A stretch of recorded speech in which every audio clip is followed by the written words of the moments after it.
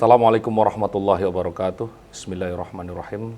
Kembali di program Menjadi Indonesia NU Online bersama saya Ivan Oli Ahsan, pemimpin redaksi NU Online. Kita hari ini berjumpa kembali dengan Ketua Umum Tanfidhiyah Pengurus Besar Nahdlatul Ulama, Kiai Haji Yahya Khalil Stakuf. Kali ini kita akan membicarakan lagi beberapa tema-tema kunci dalam perkembangan dan dinamika di Indonesia hari-hari ini. Gus Yahya, dalam 4 bulan terakhir ada 2 kunjungan penting ya dari 2 pemimpin keagamaan terpenting di dunia. Yang pertama adalah Grand Sheikh dari Al-Azhar, dan bulan lalu kita juga dikunjungi oleh Paus ya sekarang ya. Maknanya apa, Gus, 2 kunjungan ini? Saya melihat dalam beberapa tahun terakhir ini bahwa leverage Indonesia sebagai satu konstruksi sosial politik yang mampu memelihara stabilitas relatif di tengah-tengah keberagaman itu semakin mendapatkan pengakuan dan perhatian internasional, lebih-lebih di tengah dinamika internasional yang cenderung semakin menegangkan, Makin panas dan ya. semakin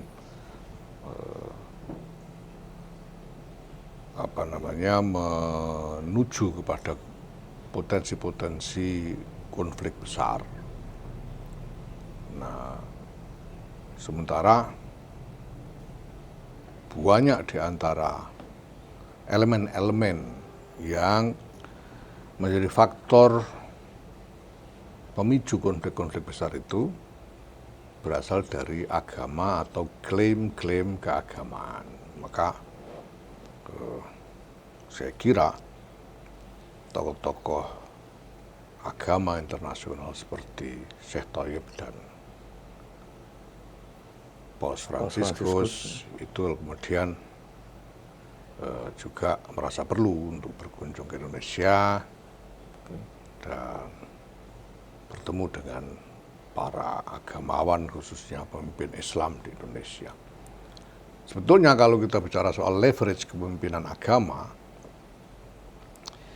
ya saya harus katakan bahwa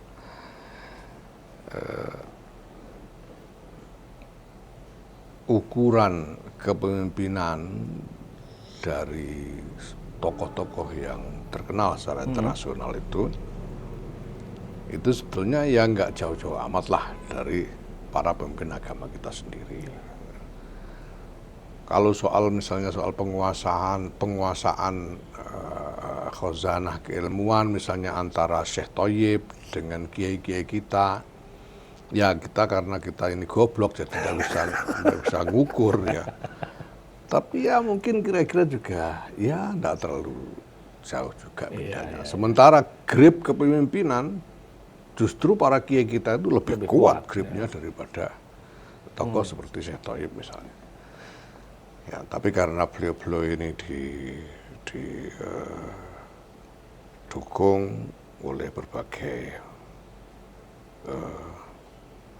aktor internasional yang decisif dan disediakan platform-platform internasional yang kuat, maka kemudian seolah-olah terlihat sebagai tokoh-tokoh yang lebih besar. Tapi beliau-beliau sendiri mengakui kok bahwa para pemimpin ulama kita ini sebetulnya juga memiliki makom yang tinggi sebetulnya. Dan punya otoritas keumatan ya. Ya. Gitu. Karena ya yang jenengan bilang tadi, kalau mungkin Grand Sheikh tidak punya umat ya dalam tanda kutip, sedangkan seorang kiai bisa punya ribuan umat, Gus. Nah, otoritas keumatan ini juga apakah menjadi leverage sendiri, Gus, dalam Islam Indonesia? Ya, saya kira itu sangat menentukan. Ya, dan memang di hitung secara internasional gitu. Jadi orang menjadi ketua umum PBNU, nah, itu otomatis misalnya. Ini kan ada apa? Ini dari Yordania itu, lembaga apa itu yang menyusun 500 tokoh berpengaruh itu. Di ketua umum PBNU itu langsung dijatah nomor 19 itu jatah itu sudah. Jadi kalau saya sekarang misalnya tertulis di situ nomor 19 itu bukan karena saya orang ampuh sekali atau gimana, itu karena ketua umum PBNU. Jadi yang mereka hitung, mereka lihat itu adalah grip PBNU sebagai entitas organisasional yang memang luas dan dalam di tengah-tengah masyarakat. Dan itu menjadi salah satu kekuatan paling penting. Iya. Oke. Nah, kemudian di kunjungan Paus, Gus, ini ada beberapa hal yang menarik ya, yang perlu kita perbincangkan ya. Paus ini kan sebagai paus yang yang agak kontroversial lah dalam tanda kutip ya, baik dalam pernyataan maupun keputusannya sebagai seorang apostolik ya. Nah, kunjungannya ke sini juga disambut meriah ya, seperti dulu tahun 89 juga ketika Paus Yohanes Paulus II datang ke sini juga kita menyambut dengan sangat meriah. Tapi saya ingin melihat makna yang lebih dalam, Gus. Yang pertama soal hubungan terutama umat Katolik di Indonesia dengan umat Islam. Ya. Media-media umat Islam juga tidak ada reaksi yang negatif ya secara luas, dan lebih banyak sambutan positif terhadap kedatangan Paus. Gitu, Gus. Nah, kalau dari pandangan Anda sebagai Ketua Umum PBNU dalam konteks hubungan antar Islam dan Katolik ini bagaimana kunjungan Paus? Khusus untuk ke Katolik ya?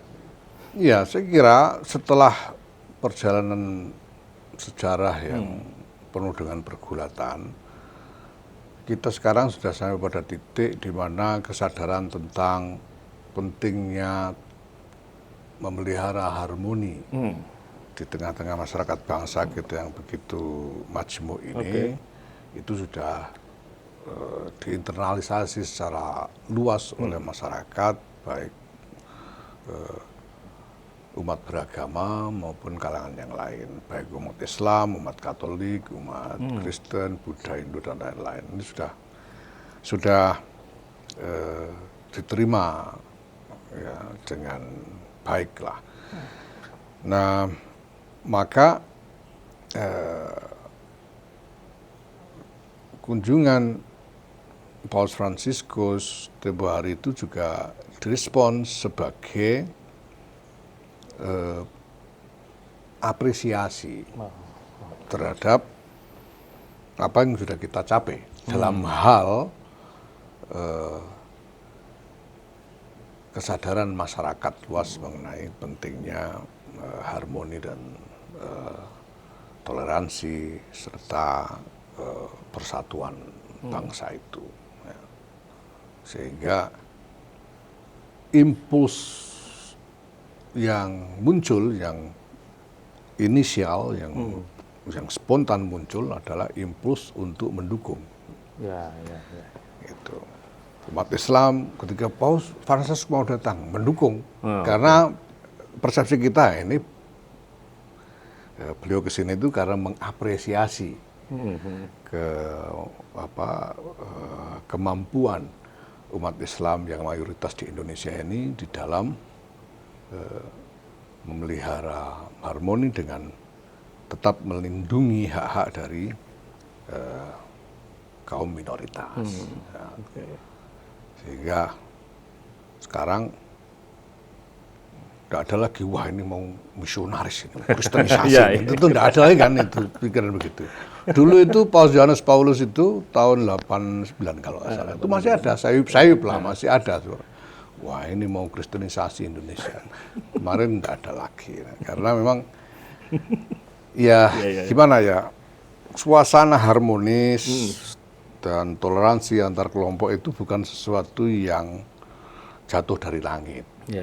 Istilahnya itu bukan sesuatu yang taken for granted, bukan sesuatu yang kita dapat begitu saja, tapi sesuatu yang harus kita perjuangkan terus-menerus, kita pertahankan terus-menerus, karena gangguannya juga banyak. Dan datang terus-menerus. Itu. Challenge terus. Termasuk NU juga terus-menerus di challenge, Gus. Ya itu normal. Oke. Ya. Ini analisisnya anak sosiologi banget ini. Kan sosiologi. Oh ya. Oke. Nah, dan baru-baru ini juga Gus Yahya keliling ke beberapa kampus-kampus negeri di Indonesia ya, kampus-kampus umum di Indonesia, di UNS, kemudian terakhir di UGM, ya, yang nanti puncaknya insya Allah akan diselenggarakan di UI ya, bulan depan ya, untuk mendiskusikan secara serius dan secara akademik tentang humanitarian Islam, ya, gagasan yang paling tidak sudah jenengan canangkan sejak 2014 2017 itu mulai kita umumkan frame-nya.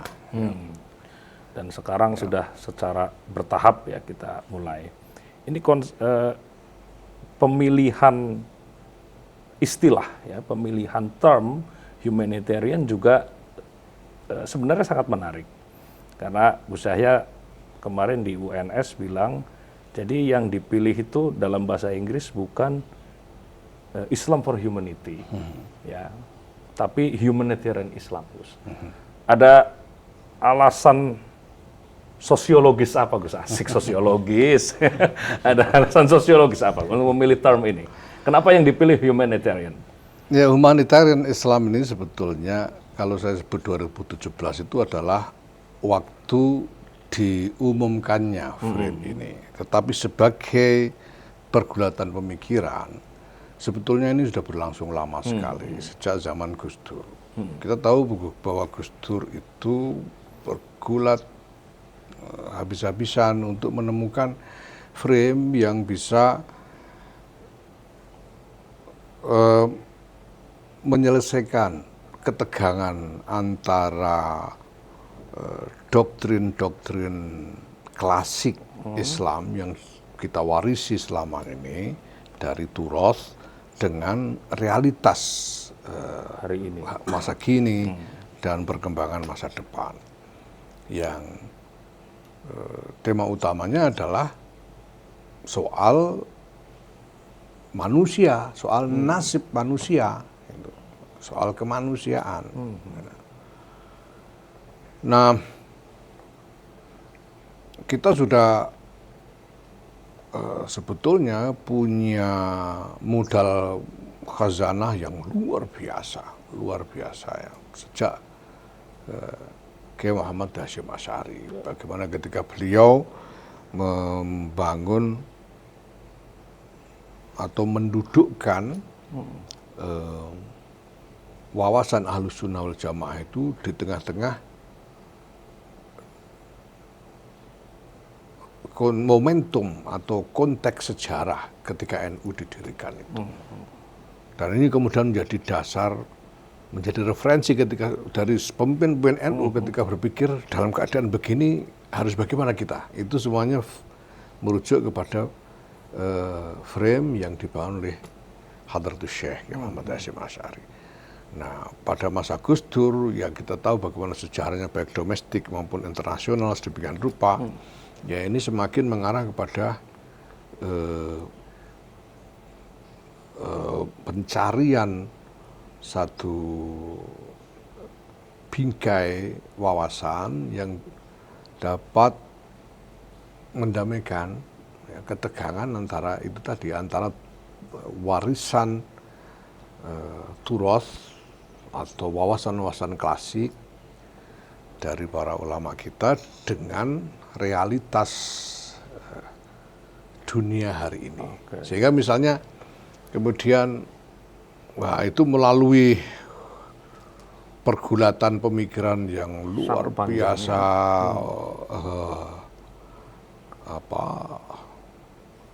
luar biasa ketat ya, dan juga dengan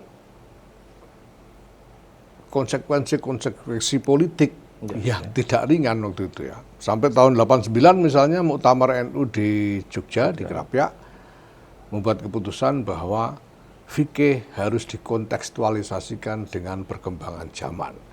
Kemudian tahun 92 dalam Munas di Lampung dibuatkan frame tentang bagaimana kita harus menanggapi perubahan zaman itu dengan mendayagunakan fikih ini, mendayagunakan usul ini, sehingga tercapai satu konseptualisasi tentang apa yang kemudian disebut sebagai istimbat jama'i, yang makna praktisnya sebetulnya ijtihad secara berkelompok. Kalau dulu itu mujtahid itu orang per orang, ini kolektif ya. Bagaimana ijtihad secara berkelompok. Dan ini terus berkembang sampai sekarang. Nah, kita kemudian sampai pada satu momentum ketika kita melihat bahwa NU ini punya sesuatu untuk disumbangkan di dalam dinamika global yang sedang sangat buruk keadaannya. Ya.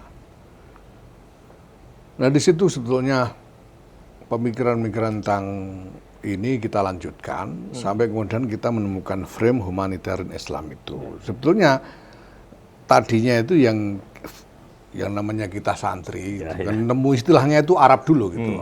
Al-Islam lil insaniyah. Islam untuk kemanusiaan. Yang berarti Islam yang dihadirkan untuk kemaslahatan umat manusia. Ya, ini berdasarkan, ya ini kita sebetulnya sudah paham semua lah bahwa ini kaitannya dengan wa ma arsalnaka illa rahmatan lil alamin. Dan di dalam dinamika dunia yang kalut ini, ya seharusnya Islam punya jawaban. Nah, jawabannya apa ini? Gitu. Itu yang mau kita cari. Nah, lalu kita cetuskan misalnya kampanye tentang Islam Nusantara, itu untuk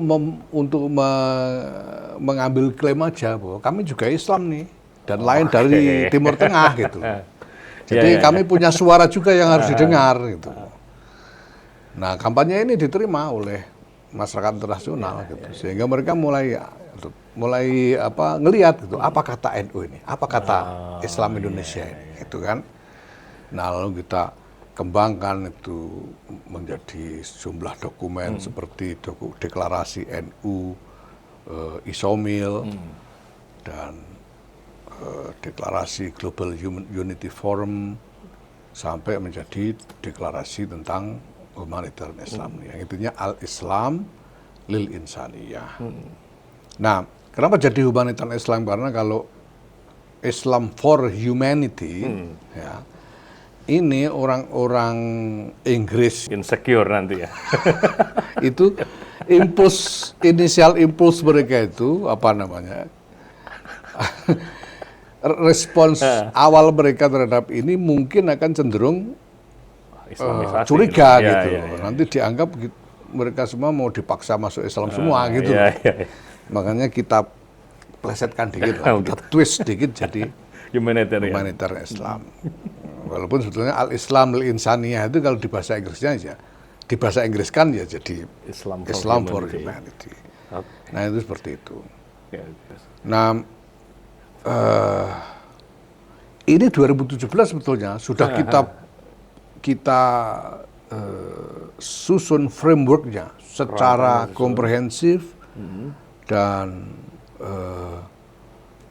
mendalam. Ya. Tetapi memang kita tidak serta-merta membuat kampanye yang luas mengenai ini, karena memang isinya sensitif. Kenapa sensitif? Karena kita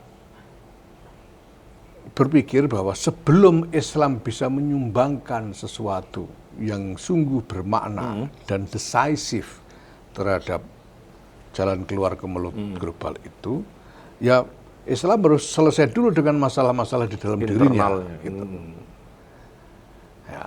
Sementara ini kesadaran sudah lama ini, kesadaran sejak sebetulnya sejak zaman Kiai Wahab ya, bahwa kalau kita bawa wawasan turos ini, kita paksakan langsung ke dalam realitas masa kini, itu ada banyak kesulitan-kesulitan. Nah ini harus kita selesaikan dulu. Nah maka di dalam dokumen Al-Islam Lil-Insaniyah ini, kita bongkar dulu ini, apa saja elemen-elemen di dalam wawasan keislaman yang mapan, ya, yang berpotensi menimbulkan masalah. Dan harus kita kaji ulang. Nah, disitunya itu yang sensitif gitu ya. Makanya Deklarasi Humanitarian Islam itu dokumennya kita terbitkan dalam bahasa Arab dan bahasa Inggris saja. Kita tidak terbitkan 2017 itu kita tidak terbitkan versi Indonesianya. Maksudnya itu supaya ya kalau bahasa Arab itu yang baca ya orang-orang alim beneran, ya kiai-kiai beneran lah yang kalau baca bahasa Arab ngerti. Kalau bahasa Inggris itu ya kalangan akademisi beneran gitu, para ahli yang secara akademik memang kredibel gitu. Nah kalau bahasa Indonesia itu nanti orang-orang goblok bisa ikut baca gitu. Nah kalau mereka ikut baca kita khawatir salah paham gitu loh. Makanya, nah tapi bersamaan dengan itu kan harus membangun strategi di berbagai level, baik di level gerakan domestik sampai ke level internasional, sehingga sampai kita percaya diri bahwa ini sudah siap untuk kita kembangkan. Oke. Nah, yang menarik Gus, ya selain tadi sudah ya diterangkan alasan tentang mengambil term humanitarian. Ini term ini kan juga ada latar belakang sosiologisnya dan ada latar belakang historis. Ya, ini kan konsep yang campaign by the West ya, terutama setelah Perang Dunia Pertama dan mungkin sejak awal abad ke-20. Dan lama-lama dalam narasi historiografi di Barat, term ini seperti diklaim oleh Barat bahwa ini muncul dari kami. Term yang mana? Humanitarianism. Humanitarianismnya. Oke. Ya ada beberapa sejarawan yang bilang kalau ini muncul sejak Duke of Wellington misalnya di Perang Napoleon. Ada yang ngomong sejak Perang Saudara di Amerika, macam-macam. Nah, dengan Anda mengampanyekan humanitarian Islam ini seperti Islam juga menawarkan sesuatu ya, yang sebelumnya selalu diklaim oleh Barat. Gus. Jadi ada semacam pretensi itu nggak? Untuk bahwa kita juga punya versi humanitarian kita sendiri. Sebetulnya kalau dari sisi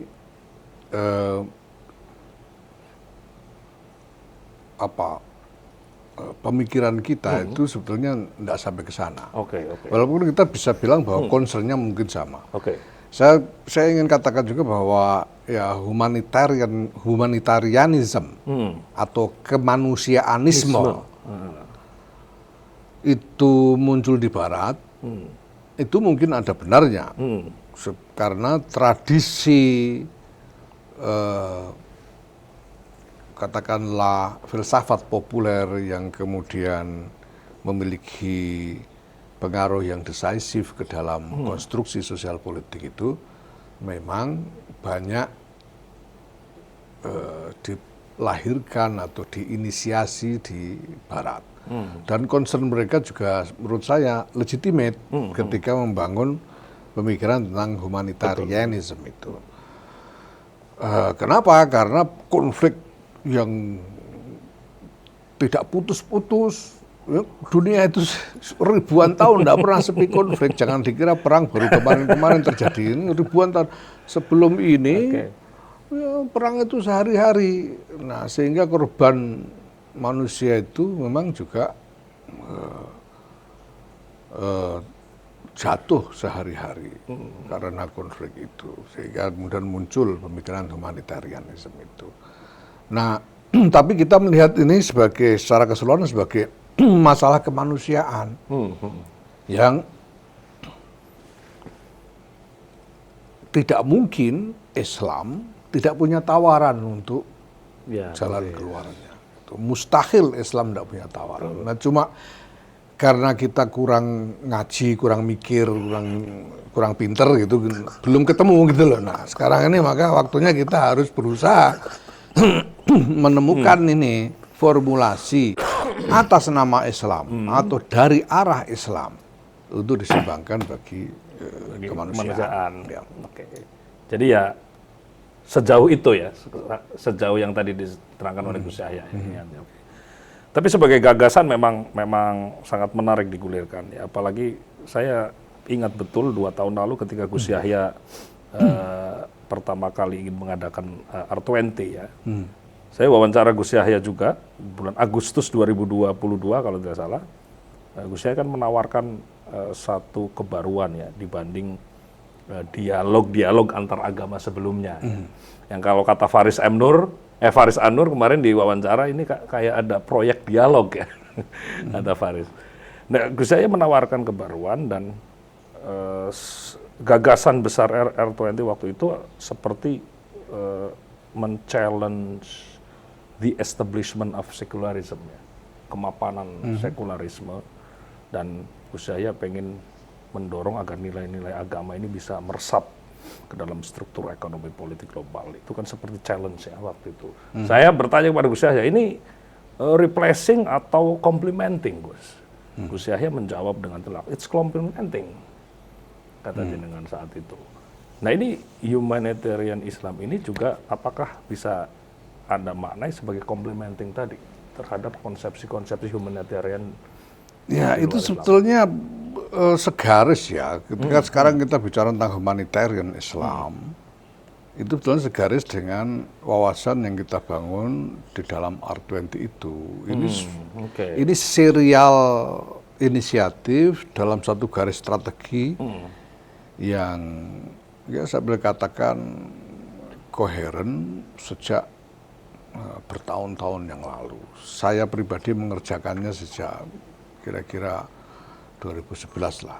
Itu secara betul-betul aktif dan intens mengerjakan strateginya itu. Nah, R20 itu bagian dari ini. Nah, yang kita lakukan dengan R20 ya, apakah ini melengkapi atau menggantikan, sebetulnya itu yang terjadi kan bahwa selama ini yang namanya interfaith dialogue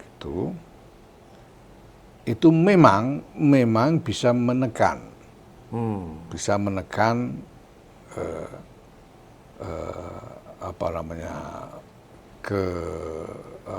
katakanlah permusuhan ya, hostility antara satu kelompok dengan kelompok yang lain ya.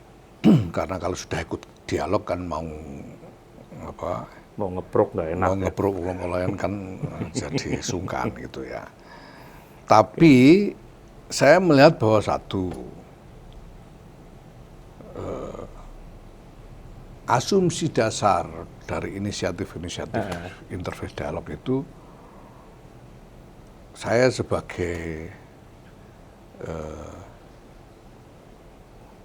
penganut agama itu tidak setuju itu. Bahkan saya tersinggung sebetulnya. Kenapa, Gus? Karena asumsinya itu bahwa agama itu biang masalah gitu. Maka dibikinkan kegiatan supaya tidak bikin masalah. Ya, kamu jangan bikin masalah, dialog lah supaya kalian nggak bikin masalah. Kan gitu, itu yang pertama. Yang kedua kemudian, ya saya kira ada kaitannya dengan asumsi dasar dan motivasinya. Dialog itu lalu menjadi cenderung pro forma. Saya sudah ikut aktivisme ini sejak tahun 80-an, 90-an. Saya sudah jadi aktivis dialog-dialog begini itu. Dan saya lama-lama jadi jenuh. Jadi jenuh, bahkan enek gitu ya.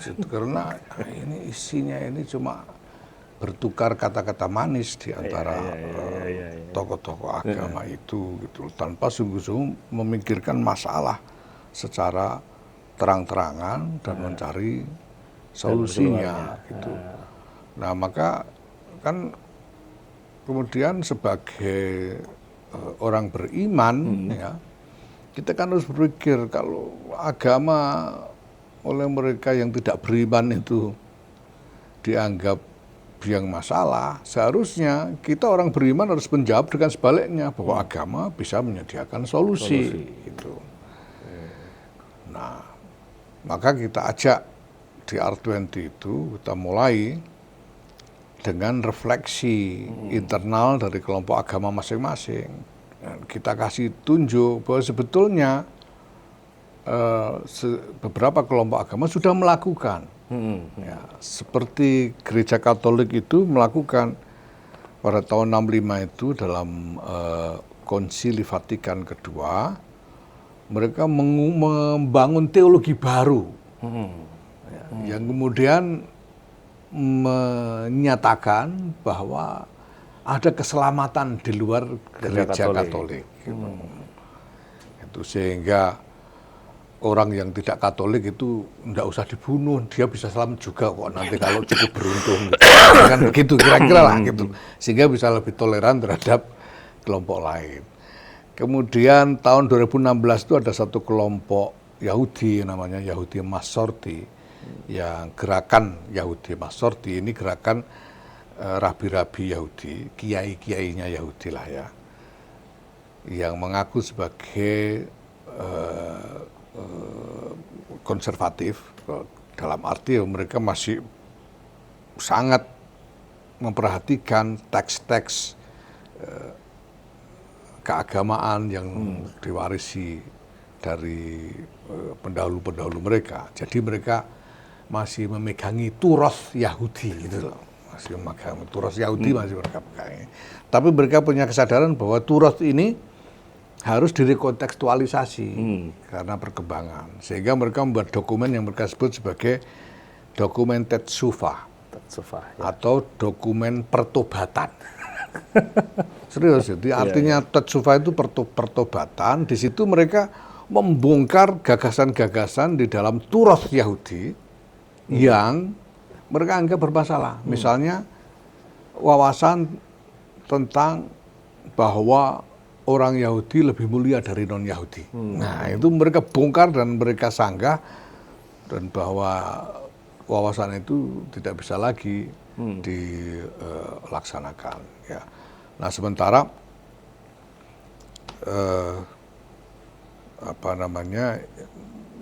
orang Yahudi secara keseluruhan memang masih terus menghadapi dinamika yang sangat problematis buat mereka. Ya ini kan pertanda bagus 2016 ada itu. Kesadaran ya. Ya, cuma ya ini yang namanya gerakan Masorti ini gerakan yang masih kecil sekarang. Ya. Kita membantu mereka supaya bisa lebih populer. Ya. Karena ini penting yang mereka lakukan. Ya. Nah kita sendiri 2019 kita bikin Munas Alim Ulama di Kota Banjar itu. Ya, kita juga melakukan hal sama. Ketika kemudian dari Basul Masail di Munas Banjar itu hasilnya menyatakan bahwa kategori kafir, status kafir tidak lagi relevan di dalam konteks negara bangsa modern. Hujahnya banyak lah. Dalam. Tapi kesimpulannya itu. Ya. Kemudian bahwa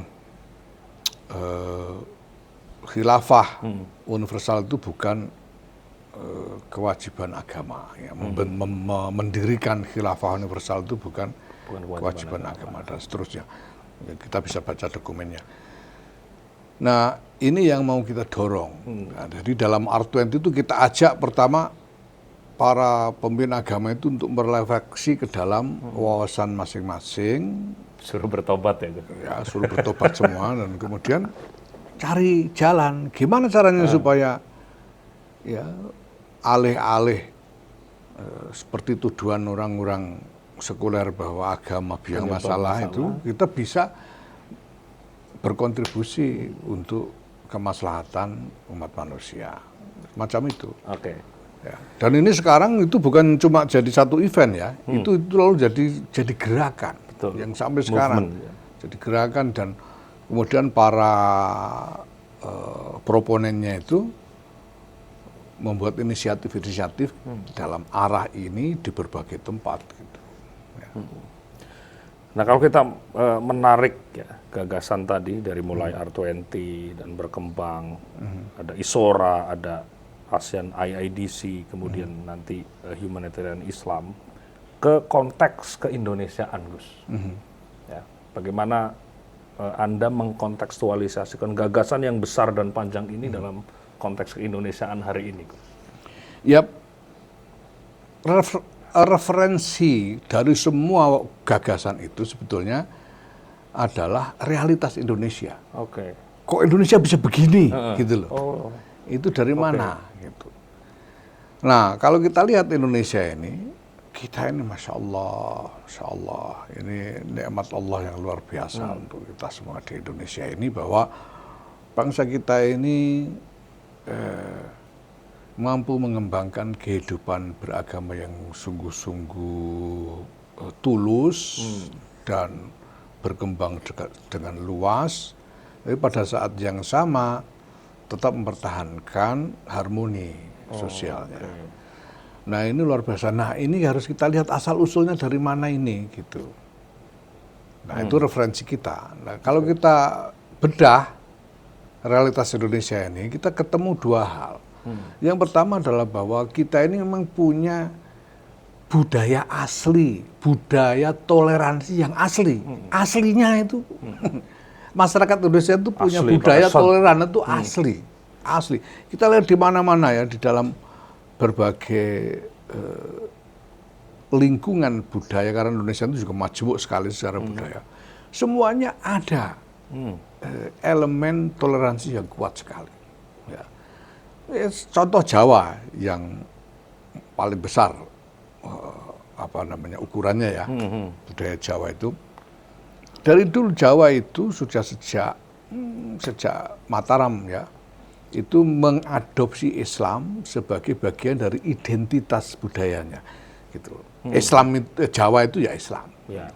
Pokoknya Jawa itu ya Islam. Kalau orang Jawa tidak Islam, itu hilang Jawa ini. Gitu. Itu gagasan itu mapan sekali. Tetapi yang unik, orang Jawa itu tidak mengenal terminologi kafir. Enggak ada orang kafir. Gitu. Wah, ora tahu salah, terus pokoknya Jawa Islam gitu aja. Wah, itu gawene apa maksiat anu ini itu. Pokoknya orang Jawa orang. Nggak, jadi tidak ada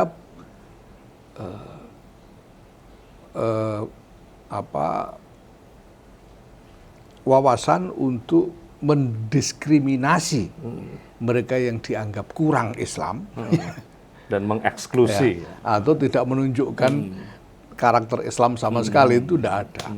Ini budaya yang ya kita bisa sebut sebagai budaya toleran. Dan kita melihat yang seperti ini juga ada di dalam lingkungan budaya yang lain di Indonesia. Ini yang pertama. Dan yang kedua, ya ini nikmat Allah yang luar biasa lagi, bahwa bangsa ini didirikan di atas konsensus. Ya. Konsensus yang menempatkan persatuan, toleransi, harmoni sebagai fondasinya. Yang kemudian dirumuskan dengan pembukaan Undang-Undang Dasar 1945 dan ada Pancasila di dalamnya itu. Itu konsensus. Konsensus ini konsensus apa? Konsensus politik. Betul. Ini konsensus politik yang diterima oleh semua pihak pada waktu itu. Dan konsensus politik ini menjadi pondasi dari keberadaan bangsa ini. Maka kalau sekarang kita ngomong dengan orang-orang tentang bagaimana pertentangan antar agama, pertentangan pandangan dan lain sebagainya, sudah kembali ke konsensus. Konsensusnya kita boleh berbeda asal tetap bersatu. Bersatu dalam keberagaman, bersama dalam keanekaan, kan begitu, Bhinneka Tunggal Ika. Nah, itu jalan keluarnya. Nah, ini bisa kita sumbangkan sebagai best practice. Ya, best practice dan bahasanya juga LSM ya, formulasi politik yang dibutuhkan oleh masyarakat global. Ya. Dan masyarakat internasional itu juga sudah punya sebetulnya konsensus itu dalam bentuk piagam PBB itu. Nah, konsensus ini kalau dipelihara prinsip-prinsipnya itu sangat berguna. Ya, memang tidak lalu sudah konsensus masalah selesai semua kan enggak. Seperti yang saya bilang, ini bukan sesuatu yang jatuh dari langit. Ini sesuatu yang harus kita jaga terus-menerus, kita pertahankan terus-menerus, ya. Kita perjuangkan terus-menerus. Nah, ini sama dengan konstruksi internasional itu, piagam PBB itu. Orang sekarang punya banyak kritik terhadap PBB sebagai organisasi. Banyak kekecewaan, tidak terima, ya, menentang ketidakadilan yang ada di dalamnya dan sebagainya. Tetapi prinsip-prinsip di dalam piagam PBB itu sendiri, ya, prinsip-prinsip dalam piagam kan gini. Ini ada piagam PBB yang kemudian dimanifestasikan ke dalam organisasi PBB sebagai satu struktur otoritas. Kan gitu ceritanya. Nah, kita harus bedakan antara prinsip-prinsip dalam piagam PBB ini dengan manifestasi strukturalnya berupa organisasi PBB. Nah, organisasi PBB ini sendiri, ini sebetulnya ya sampai kapanpun masih sangat berpeluang untuk bisa katakanlah direvisi, ya, diperbaiki. Tapi prinsip-prinsip di dalam piagam PBB ini harus dipertahankan demi keselamatan semua orang, umat manusia. Dalam kontekstualisasi ide-ide tentang humanitarian Islam dan R20 tadi, kemudian kita kontekstualisasikan dengan situasi di Indonesia, Gus Yahya menyebut soal Pancasila tadi ya. Ada faktor kedua, yaitu Pancasila. Dan sejarah hubungan NU dengan Pancasila ini kan sangat panjang ya. Sepanjang sejarah Indonesia merdeka. NU sudah punya pandangan sendiri tentang Pancasila yang katakanlah definitif ya, dari tahun 1984 tuh waktu Muktamar Situbondo.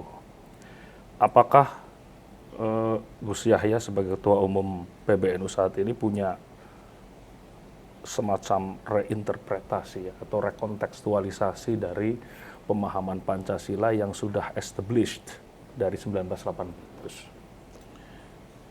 Saya tidak berpikir tentang rekontekstualisasi kalau soal Pancasila ini ya. Tapi saya ingin atau saya berpikir bahwa perlu kita mengklarifikasi kedudukan Pancasila ini di tengah-tengah tatanan kehidupan berbangsa dan bernegara ini. Ya, bahwa konstruksi kehidupan berbangsa dan bernegara kita ini pondasinya itu Pancasila. Nah, sebagai pondasi ini apa sebetulnya fungsi Pancasila dalam hal ini? Itu yang saya pikirkan. Nah, saya sampai pada kesimpulan bahwa Pancasila itu konsensus itu. Dan bahwa konstruksi sosial politik Indonesia itu adalah kontrak.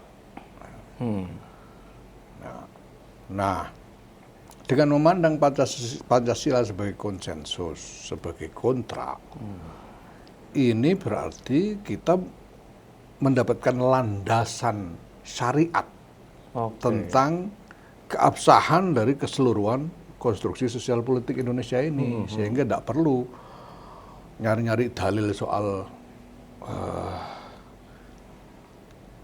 mana model politik yang syar'i, mana yang tidak. Itu. Ini sudah ada kontrak ini, sudah ada konsensus dan ini kontrak. Kontrak itu akad. Ya, akad itu adalah akad itu bisa berfungsi sebagai sumber hukum, dalam tanda kutip. Gitu. Kenapa? Karena kaidah bahwa orang itu harus tunduk kepada akad yang dia sepakati, an-nas ala syurutihim. Jadi kalau kita membuat akad dengan syarat-syarat yang kita sepakati, ya kita harus tunduk pada akad itu. Nah, fungsi Pancasila ini di situ gitu. Nah, soal perbedaan macam-macam, ya bagaimana kita hidup manusia begini banyak, tidak mungkin tidak berbeda. Tapi supaya kita bisa tetap bisa tetap berbeda, ya, tanpa harus seragam, tapi juga tetap bersatu, tetap bersama, tidak saling bermusuhan. Dasarnya apa? Konsensus, yaitu kontrak yang kita buat dalam yang kemudian dirumuskan sebagai konstitusi dan Pancasila itu. Ini yang sekarang kita kembangkan, dan seperti saya katakan, tidak ada yang taken for granted, ya, tidak ada yang konsensus dibikin terus semuanya beres, itu kan nggak ada. Harus diperjuangkan, karena betapapun juga konsensus ini dibuat berdasarkan visi dari para pemimpin yang paling utama, ya, di antara para bapak pendiri bangsa itu. Nah, tapi jelas dalam realitas ada saja yang tidak setuju. Ada saja yang tidak setuju. Gitu. Bahkan saya bisa bilang bahwa di kalangan ulama NU sendiri ada aja lah yang tidak setuju. Tapi kemudian semua yang mendukung konsensus itu kemudian berjuang untuk mempertahankannya sedemikian rupa, bergulat gitu. Ini bukan pergulatan yang mudah dalam sejarah kita, sampai akhirnya kita berhasil sampai pada kesadaran yang boleh dikata merupakan kesadaran umum, ya, tentang prinsip-prinsip Pancasila sebagai dasar kehidupan bersama kita. Ya, nah, ini yang kita harus pelihara terus-menerus. Karena dari waktu ke waktu itu pasti akan selalu ada tantangan, ya, masalah, challenge, ya, terhadap konsensus ini. Itu semuanya harus kita atasi. Ya. Itu aja yang kita upayakan. Ya. Saya ingin mengelaborasi lebih lanjut tentang Pancasila sebagai konsensus atau sebagai kontrak sosial, Gus. Dari kacamata sosiologis bagaimana dalam konteks kenegaraan, Gus? Ya, negara itu kan jadi masyarakat itu, ya kita tahu ada teori kontrak sosial, masyarakat itu suatu masyarakat itu kan hidup dalam konstruksi tertentu, dalam satu tatanan tertentu, dan tatanan ini merupakan kesepakatan dari masyarakat, walaupun kesepakatan itu tidak selalu dinyatakan secara eksplisit. Jadi ya, kita tahu ijma itu ada ijma sukuti lah, kalau tidak membantah berarti setuju. Setuju, ya. Nah, maka Pancasila juga begitu. Tapi Pancasila ini tidak hanya punya makna sosial atau budaya. Ya, lebih dari makna sosial dan budaya, Pancasila itu sebetulnya merupakan pondasi politik. Dan konsensus itu adalah konsensus politik, gitu loh.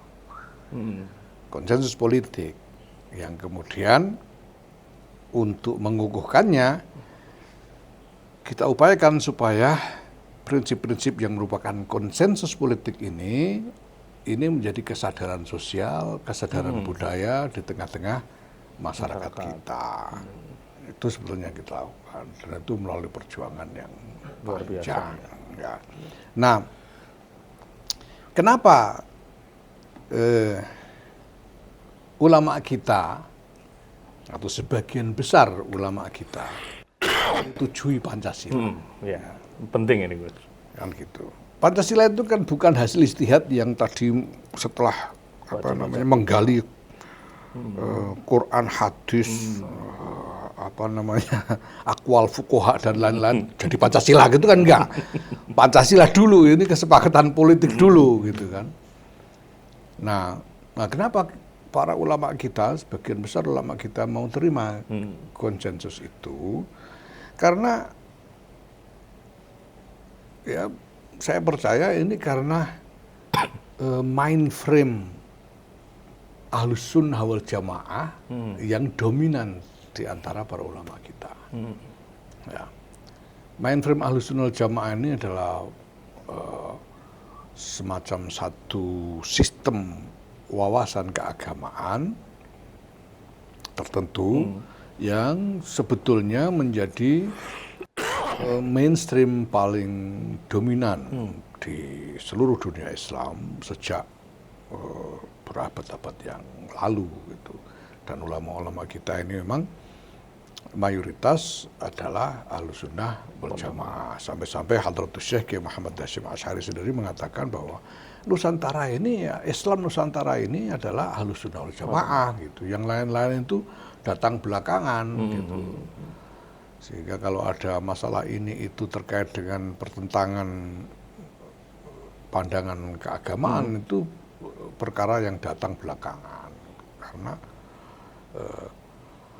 Islam di Nusantara ini adalah Ahlus Sunnah wal Jamaah dari dulu gitu.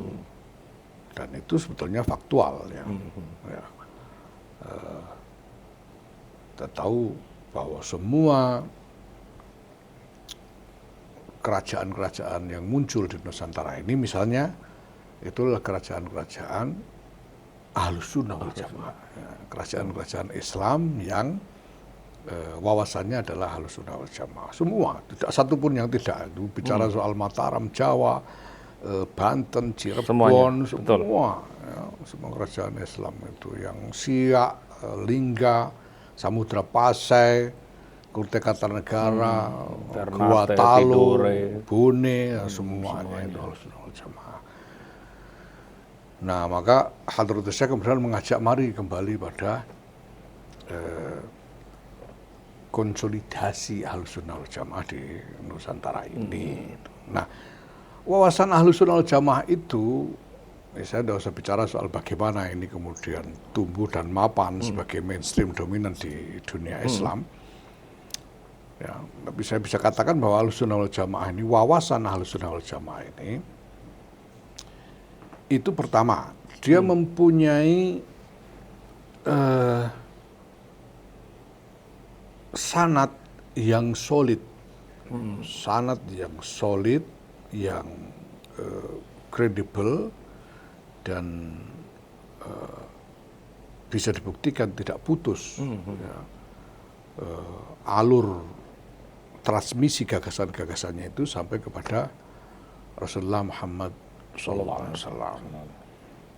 Kemudian yang kedua, Ahlus Sunnah wal Jamaah itu berhasil ya,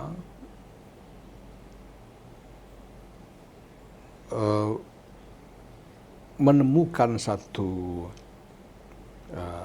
mind frame keislaman, bingkai pemikiran keislaman, ya, yang kemudian menjadi alur utama dari perkembangan masyarakat Islam. Ya. Kita tahu sebelum ada gagasan tentang Ahlus Sunnah wal Jamaah itu ada pertikaian politik, ada pertentangan macam-macam teori-teori teologi, ya. Ada Mu'tazilah, Mujassimah, Jabariyah, Qadariyah, Karomiyah, banyak sekali. Tapi kemudian para ulama ini berhasil membangun satu bingkai yang bisa mengkonsolidasikan mayoritas ulama. Sehingga semuanya ikut. Yang kemudian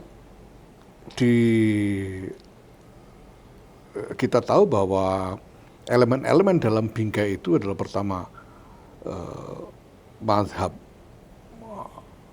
Asy'ari dan Maturidi dalam akidah, mazhab Maliki, Hanafi, Syafi'i dan Hambali dalam syariat, dan mazhab Al-Ghazali dan Al-Junaid Al-Baghdadi dalam tasawuf. Ya, nah tiga matra ini adalah matra utama dalam belief system, dalam sistem kepercayaan Islam, dan norma-norma operasionalnya. Nah, ini yang kemudian menjadi frame yang mampu mewadahi mayoritas ulama. Sehingga kemudian bisa diklaim ya, sebagai as-sawadul a'zam dan mengikuti dawuh Rasulullah SAW. Pertama, ketika ada perbedaan pendapat, kita harus ikuti as-sawadul a'zam. Mayoritas itu jadi idza ra'aitum ikhtilafan alaikum bisawadil a'zam. Ikutilah yang mayoritas. Mayoritas ini siapa? As-sawadul a'zam itu artinya as-sawadul a'zam minal ulama, mayoritas ulama. Dan kemudian juga dinyatakan la tajtami'u ummati ala dhalalatin. Umatku tidak akan bersepakat dalam sesuatu yang sesat. Sifatnya dolalah. Ya. Nah, untuk berjalan di atas sesuatu yang sesat itu tidak akan. Itu jaminan Kanjeng Nabi sallallahu alaihi wasallam. Nah, mindframe atau bingkai pemikiran Ahlussunnah wal Jamaah inilah yang memungkinkan para ulama kita untuk menerima konsensus politik ini, konsensus politik Pancasila yang sebetulnya unprecedented. Ya, Unprecedented. Negara bangsa itu sendiri unprecedented dalam sejarah Islam. Tidak ada presidennya. Baru, ya. Ini baru sama sekali. Konstitusi itu juga baru sama sekali. Ya, Pancasila itu apalagi. Itu konsensus di antara para pemimpin Indonesia sendiri. Ya. Nah, tapi para ulama kita sebagian besar mau menerima. Kenapa? Karena wawasan Ahlussunnah wal Jamaah itu menyediakan ya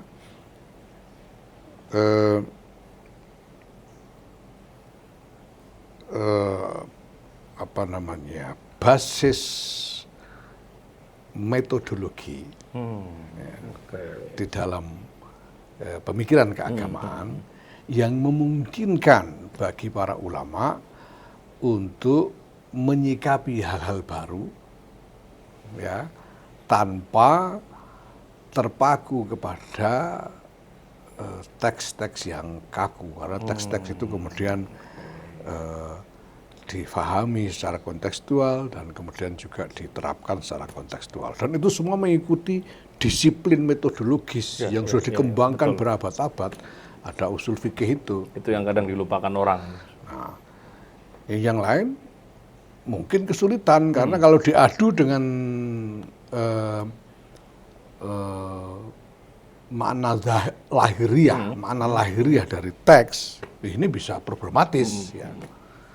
Tapi karena wawasan Ahlussunnah wal Jamaah itu dan dengan pemahaman tentang usul yang sangat matang dan kuat, maka para ulama kita berani menerima konsensus ini, bahkan melegitimasinya secara keagamaan. Ya, sekarang bayangkan negara kesatuan Republik Indonesia yang tidak ada dalilnya nih.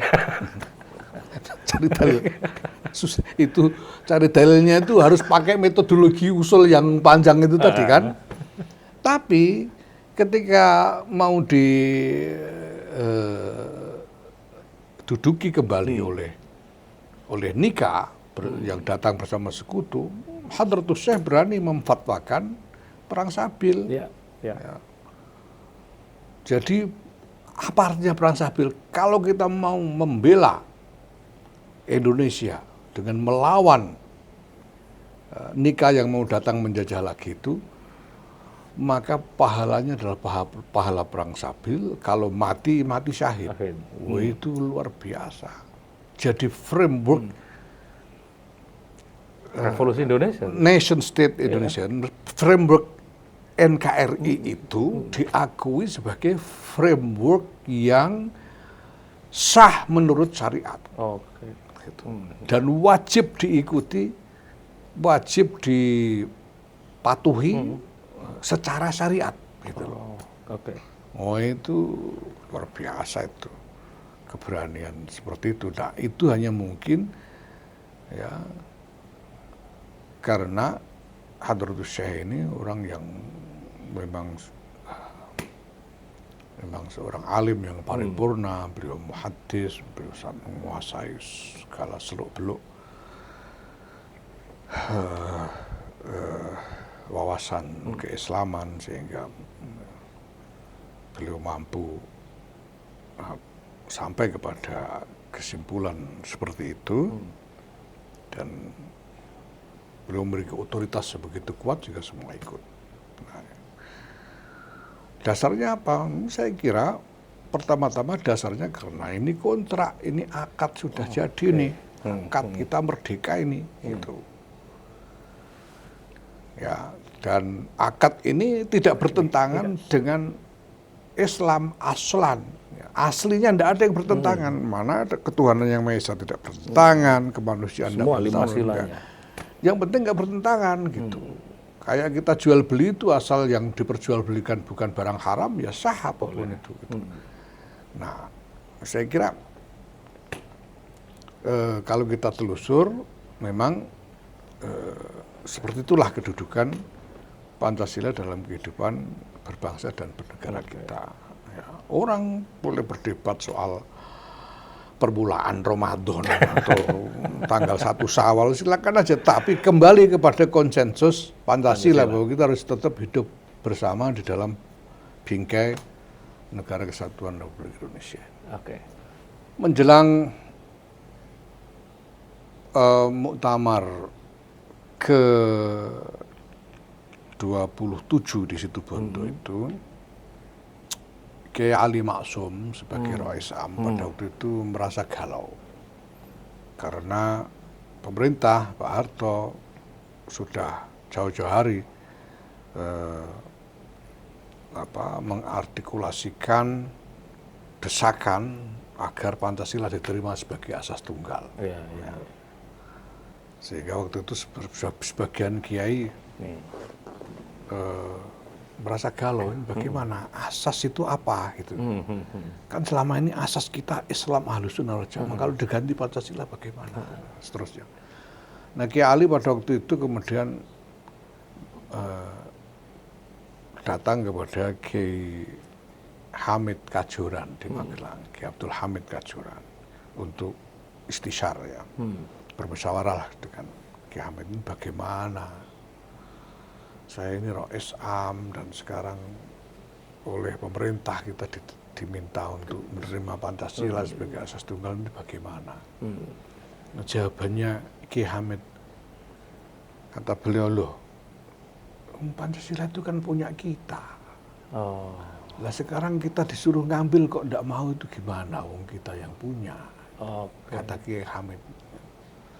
Kiai Ali waktu itu lalu sampai beliau menurut riwayat saya terharu meneteskan air mata beliau karena Masya Allah, iya ya, aku kok sampai lupa, nggak kepikir sampai ke situ. Sehingga akhirnya kemudian Kiai Ali sendiri juga mendukung untuk menerima asas tunggal itu. Nah, kemudian di muktamar itu, nah ini yang masih yang masih belum sepenuhnya mau terima, kan aktivis-aktivis muda yang kritis terhadap Orde Baru, ya. Terhadap Orde Baru, termasuk Gus Dur dan teman-temannya, Gus Mus, Kiai Yusuf Muhammad, Dr. Muhammad Thohir dan sebagainya. Dan mereka yang duduk di komisi tentang Pancasila itu, komisi yang membicarakan komisi rekomendasi. Nah, tadinya di dalam komisi rekomendasi itu rumusan awalnya itu tidak secara terang-terangan menyatakan menerima asas tunggal, tidak terang-terangan. Wah, di situ dibuat urean berbunga-bunga, ya, bahwa membedakan antara akidah dengan asas, ini itu, tapi tidak ada statement lugas menerima asas tunggal. Nah, tapi sebelum dibawa ke pleno, tiba-tiba ada pesan supaya komisi ini menghadap ke As'ad. Nah, nggak ada yang nggak ada yang mau waktu itu karena takut sama Kiai Asad mungkin ya, mungkin karena wah ini takut nanti ada apa ini kan. Sampai akhirnya kemudian Gus Mus yang dipaksa untuk mewakili yang lain menghadap. Dan ketika Gus Mus menghadap memang dimarahi beneran sama Kiai Asad. Gitu. Kenapa kok tidak mau terima asas tunggal gitu kan? Kenapa kok nolak asas tunggal? Gus bilang kami tidak menolak Kiai, kami itu mendudukkan masalahnya secara proporsional. Pemerintah tidak perlu mendudukkan masalah itu. Pemerintah itu maunya kita terima asas tunggal. Jadi. Ya maunya pemerintah kan tidak harus diikuti. Loh kalau kita tidak turuti, terus pemerintah marah gimana? Ya NU sebesar ini masa pemerintah berani ya? Iya kalau tidak berani, kalau berani siapa yang tanggung jawab? Kata Kiai Hasan. Terus Gus Mus bilang, ini kalau kita nyatakan menerima asas tunggal, siapa yang tanggung jawab Kiai? Saya. Nah, gitu. Kiai Hasan, siapa yang tanggung jawab kepada Allah dan kepada umat? Gitu. Sama Gus Mus dibalik kan, kalau kita terima siapa yang tanggung jawab kepada Allah dan kepada umat kan Gus Mus? Saya. Jadi NU hari ini hidup menerima asas Pancasila itu atas jaminan Kiai As'ad Syamsul Arifin ini. Di depan Gusti Allah. Jadi kalau ditanya Gusti Allah kita enak jawab Kiai As'ad.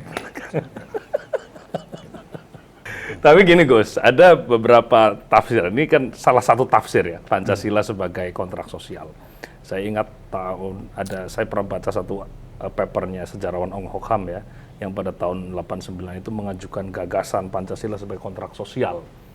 Ya, ini menarik sebenarnya untuk dikaji lebih mendalam, tapi ini waktunya nanti lebih panjang. Tapi saya mau nanya gini Gus, ada tafsiran lain yang memberlakukan misalnya Pancasila seperti Orde Baru ya, yang Pancasila menjadi panacea bagi semua hal ya, bagi semua penyakit di Indonesia. Ada juga yang pihak yang menafsirkan Pancasila sebagai ideologi. Bung Karno misalnya menafsirkan Pancasila sebagai filosofi segrondslag ya, sebagai landasan falsafah bangsa. Nah, sikap NU ini ada di mana dalam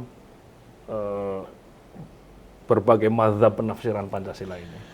Ya, sikap NU adalah bahwa Pancasila tidak bertentangan dengan agama dan itu merupakan kesepakatan yang final gitu. Itu sikap NU. Orang mau menganggap itu sebagai filosofi, menganggap itu sebagai ideologi, mengembangkan pemikiran macam-macam berdasarkan Pancasila silakan saja.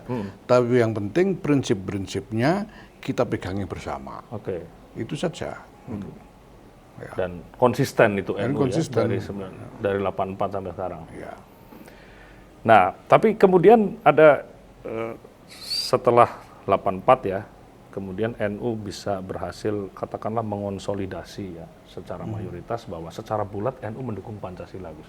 Ya. Meskipun seperti jenengan tadi bilang, ada beberapa ulama yang sebenarnya masih menolak. Ya. Nah, proses konsolidasi ini bagaimana, Gus? Wah, itu operasi besar-besaran itu ya, yang saya sendiri juga sampai sekarang masih terheran-heran bagaimana mungkin itu bisa dilakukan ya. Betul. Sedangkan ya saya tahu sendiri bahwa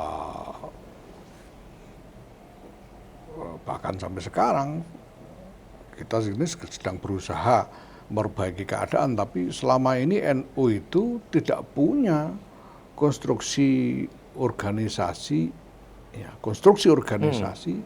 yang diperlukan untuk menjalankan strategi besar seperti itu. Gitu. Sehingga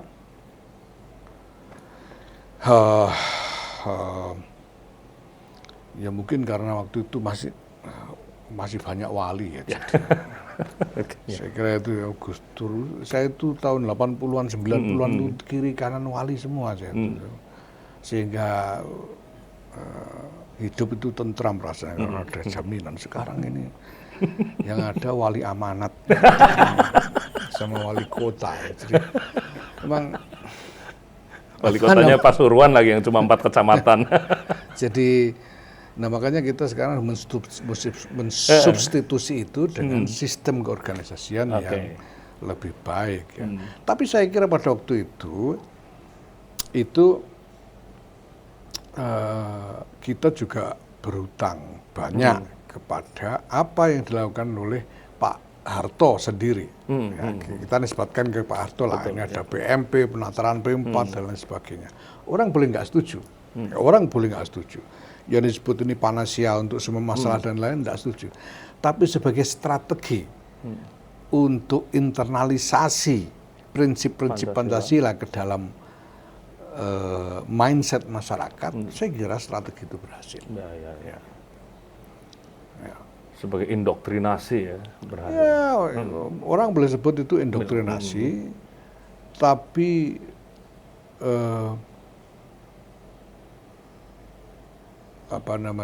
saya kira by nature indoktrinasi terhadap masyarakat dengan ukuran Indonesia ini tidak mungkin. Betul. Ya.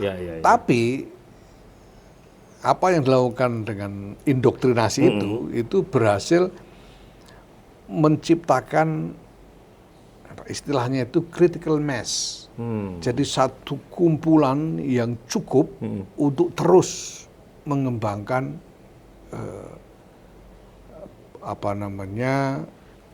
sosialisasi dari wawasan Pancasila sebagai prinsip-prinsip berbangsa dan bernegara itu. Oke. Demikian mata kuliah Sosiologi Pancasila dari Guru Besar Sosiologi UGM.